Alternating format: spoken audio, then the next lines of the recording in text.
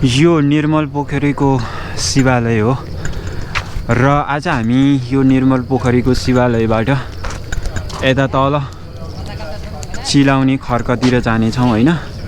अनि यता माथि शिवालयको मन्दिर छ हैन, त्यो माथिको शिवालयको मन्दिर हो। अनि यो शिवालयबाट यतापट्टि हिमालहरू देखिन्छ है। अहिले पुरै बादल लागेको छ, नत्र भने पुरै हिमालहरू देखिन्थ्यो। अनि यता तल पोखरा भ्याली देखिएको छ भने, अनि हामी चाहिँ यताबाट आएका हौँ। यो पोखराको छोरेपाटनबाट आउने रोड हो। पोखराको छोरेपाटनको कृष्टि हुँदै यहाँसम्म तपाईहरु आउन सक्नुहुन्छ हैन। आजको हाम्रो यात्रा चाहिँ अब यो शिवालयबाट हामी यता तलतिर जानेछौँ र यतातिरको बाटो कस्तो बनेको छ त्यो पनि हेर्नेछौँ। र यतातिर सबै बाटोहरू अहिले पिच भएको छ हैन। सबै बाटोहरू तपाईहरुले अगाडि देखिराख्नु भएको छ, सबै बाटोहरू चाहिँ पक्की सडक भएको छ हेर्नु। अब यो पोखरा महानगरपालिका नै हो। पोखरा महानगरपालिका 21 शिवालय पहिलाको निर्मल पोखरी गाविस रहेछ यो। अहिले चाहिँ पोखरा 21 भयो हैन। यो शिवालय हो हेर्न यस्तो छ। र बाटो अगाडिपट्टि तपाईहरुले रोड देखिराख्नु भएको छ, एकदमै सुन्दर राम्रो रोड बनेको छ। यो सबै रविन्द्र अधिकारीको पालामा बनेको हैन यी बाटाहरू। यतापट्टि जति पनि बाटो पुल विकास निर्माणका कामहरू भए रविन्द्र अधिकारीको पालामा भएको हो। हेर्नु वा बोका दुगुर्दैछ है। सलिड छ, बाटो राम्रो बनेको छ, नाली सहितको बाटो है। घाम लागेको भए एकदमै सुन्दर देखिन्थ्यो। माथि त्यो शिवालयबाट पुरै हिमालहरू देख्न सकिन्थ्यो। तर अब मौसम राम्रो छैन हैन, बादलहरूले ढाकेको छ। सो त्यसैले हामीले हिमालहरू देख्न सकेनौँ। अब हामी यहाँबाट यो चौतारीबाट एउटा ड्रोन शट लिनेछौँ। हेरौँ कस्तो आउँछ।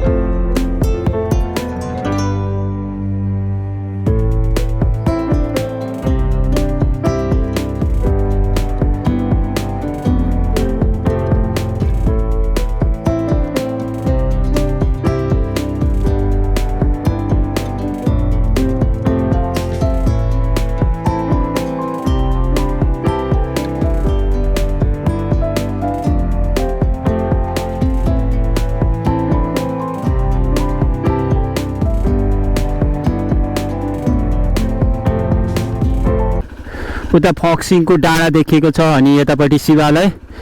शिवालयबाट म तलतिर आएँ। अब यो नर्सरीको बोट रहेछ हैन। यहाँ कति ठुलो रहेछ हेर्नु त नर्सरीको बोट। अहिले म यो नर्सरीको बोट भए ठाउँमा आइपुगेको छु। अनि अब हामी यही नर्सरीको बोटबाट तलतिर लाग्दैछौँ। यो अगाडिको घरहरू गुजमुज देखिएको थाप्ले रहेछ। अनि अहिले म यो थाप्लेमा आइपुगेको छु। डाँडामा रहेछ है, राम्रो गाउँ रहेछ, सबैतिर देखिँदो रहेछ यहाँबाट। माथि उता पारीको त अब त्यो फोक्सिङ भयो हैन। अनि अब यस्तो देखिन्छ। अनि यता अगाडिपट्टि देख्नु भएको छ नि तपाईहरुले, उता टक्सार देखिँदो रहेछ। अनि यता तलपट्टि यो फाँट पारीपट्टिको हलेदेको फाँट देखिँदो रहेछ। अनि हेर्नु न कस्तो सुन्दर देखिएको छ। सबै हरिया फाँटहरू मात्र देखिँदो रहेछ है, एकदमै सुन्दर।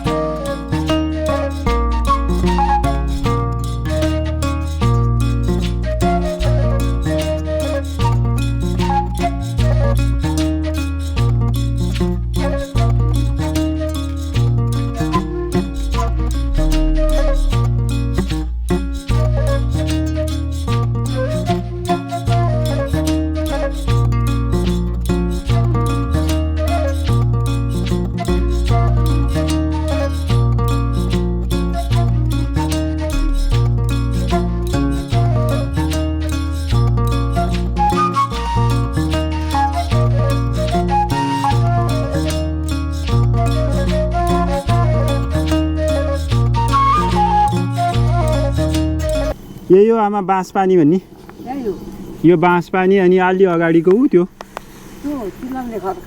चिलाउने खर्क अब त्यो सबै चिलाउने खर्क हो अनि त्यहाँबाट हजुर लामा खेत फेरि तलपट्टिको गाउँ रहेछ होइन हजुर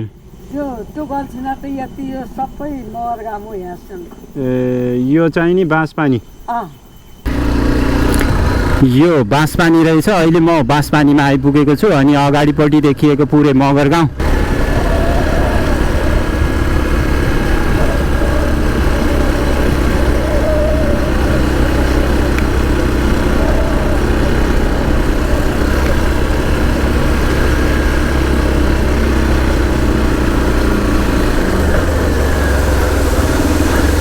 यहाँ कचुवे बनाएको रहेछ बर्खाको बेला त ठुलो पानी आउँदो रहेछ अनि यो खोलाभन्दा पारीको चिलाउने खर्क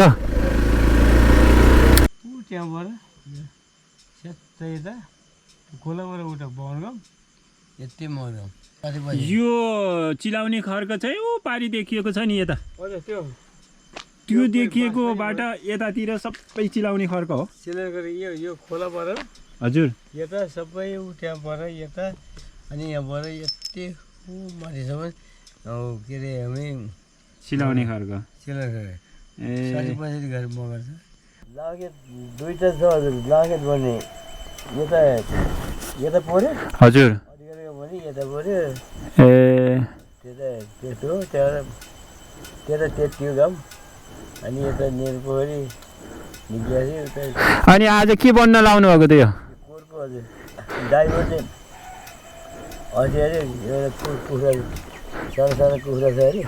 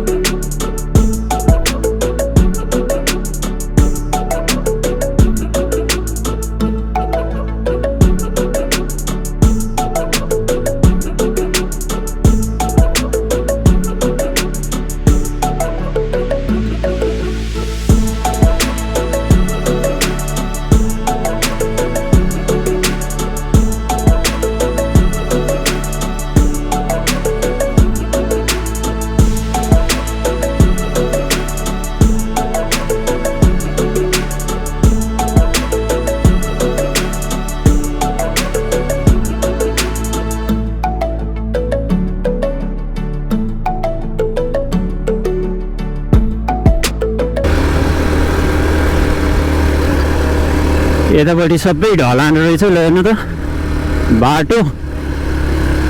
ड्रोन चाहिँ चिलले हानिदियो। अब ड्रोन उडाउने कुरो भएन होइन। यहाँ चौतारो रहेछ है। वा चिलाउनेखारका ए दामी रहेछ। ल हेर्नु यही हो चिलाउनेखारकाको गाउँ।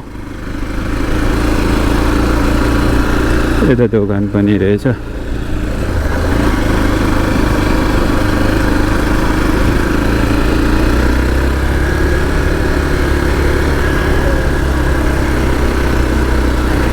दामी दामी बाटो है। फुल हो क्या है। ग्रेट छ बाटो। ल घरहरू यहाँ त पुरानो रहेछ कि। अब हामी यो चिलाउनेखर्काबाट निर्मल पोखरीको स्कुलमा निस्किन्छौँ होइन। अब यो बाटो हुँदै यता पनि सबै बाटो चाहिँ पिच गर्दै रहेछ। दामी छ। भक्कसे पिच गरेको रहेछ। ल हेर्नु वाह यतातिर पिच गर्दै रहेछ। यहाँ चाहिँ पिच गर्नको लागि अलकत्ताहरू पोल्दै रहेछ है। हेर्नु वाह यो हो नि त बाटो। यहाँ चाहिँ वाह मन्दिर रहेछ। हेर्नु त के रमाइलो ठाउँ रहेछ। यताबाट यता गाउँमा जाने बाटो पनि रहेछ। म यता चाहिँ गइनँ है। अब माथि नै जान्छु म। यहाँनिर अलि घुम्ती रहेछ। पुरै ढलान गरेको रहेछ घुम्ती भएको हुनाले। अनि फेरि यहाँबाट चाहिँ पिचै गरेको रहेछ। भर्खरै आज गरेको रहेछ सायद पिच है। पिच गर्दै रहेछ। हिजो अस्ति पानी परेको थियो। आज चाहिँ घाम लागेको छ। अनि त्यही भएर पनि यताबाट पिच गर्दै रहेछ है बाटो चाहिँ। हेर्नु पिच गर्दैछ बाटो यतातिर।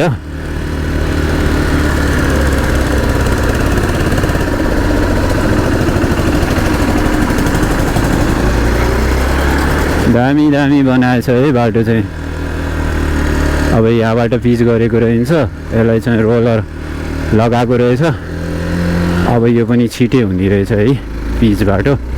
दामी छ नि आउन जानको लागि। अब त ल हेर्नु हिजोसम्म पोखरा भन्नेहरूको लागि चाहिँ अब हाम्रो गाउँ घर पनि हेर्नु कस्तो दामी बन्दैछ। जताततै पोखराको भन्दा राम्रो बाटो है। पोखरा सहर है फेरि यो नि पोखरा त पोखरा महानगरपालिकै हो। पोखरा महानगरपालिकाको 21 नम्बर वार्ड हो। तैपनि हिजोसम्म चाहिँ गाउँमा बस्नै नमान्नेहरू अहिले त गाउँमा पुरै बाटो होइन यस्तै मोटर बाटो दामी मोटर बाटोहरू बनिरहेछ। निर्मल पोखरी आइपुगेछ हामी। ल अब यो अगाडिबाट यता स्कुल रहेछ। अनि सानो सानो गाउँको यतापट्टि स्कुल है। श्री जनचेतना माध्यमिक विद्यालय रहेछ यहाँ। अब यताबाट माथितिर जाने हो भने हामी उता भरत पोखरी पुग्छौँ है। म उतातिर जाँदिनँ आज। अनि यता अगाडिपट्टि पोखराको इन्टरनेसनल एयरपोर्ट देखेको छ है। दामी देखेको छ। ल हेर्नु अब यहाँबाट म यता तर दोबिलातिर जान्छु है। माथि यतातिर जाँदिनँ। अनि यतैबाट दोबिला हुँदै म आज घरतिर फर्काउँदैछु है। अब अहिले 3:30 पनि भइसक्यो। अनि मेरो ड्रोन पनि बिग्रियो। नयाँ ड्रोन इगलले होइन चिलले एट्याक गरेर पुरै भाँचिदियो। अब यहाँबाट दोबिलामा निस्किन्छु होइन म सिधै। अब यताबाट नै सिधा हुन्छ। उता किरिस्तीतिरबाट जाने हो भने पनि अब फेरि यहाँबाट शिवालय निस्किनु पर्यो। शिवालयबाट फेरि अनि फोक्सिङबाट क्रिस्टीको दोपरे हुँदै जानुपर्ने हुन्छ होइन। सो चाहिँ पहिरो गएको थियो होइन। अनि पहिरो गएको जस्ताको तस्तै रहेछ। खोइ केही गरेको रहेनछ। उताबाट ट्र्याक्टर आइरहेको छ। सो यहाँ एकदमै पहिरो पोहोर त होइन, यहाँनिरको माथिको भत्काएर बनाएछ अलिकति अहिले, नत्र भने यहाँबाट पहिरो गएको थियो नि त, आउनको लागि एकदमै गाह्रो हुन्थ्यो। हेर्नु अब यही नै हो, तर अरू बाटो त हेर्नु न कस्तो रमाइलो छ कि है बाटो। अब सरर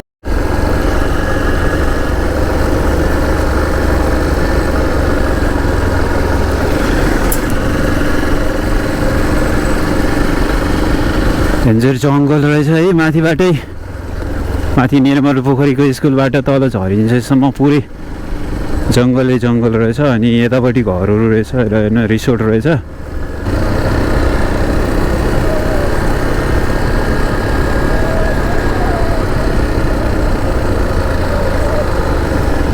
हिमालहरू खुलेको दिन त यता दामी देख्थ्यो है, आज हिमाल खुलेको थिएन, छैन। अनि त्यो अब यहाँ अगाडिपट्टि त्यो बस रोकेको छ नि, त्यो बस रोकेको बाटो माथितिर जानुभयो भने तपाईँहरू यता बाघमारातिर जान सक्नुहुन्छ होइन। अब हामी यो चोकबाट तल लाग्छौँ होइन। अब तलतिर हामी दोबिला पुग्छौँ यहाँबाट। अहिले म दोबिलाको पुलमा आइपुगेँ है।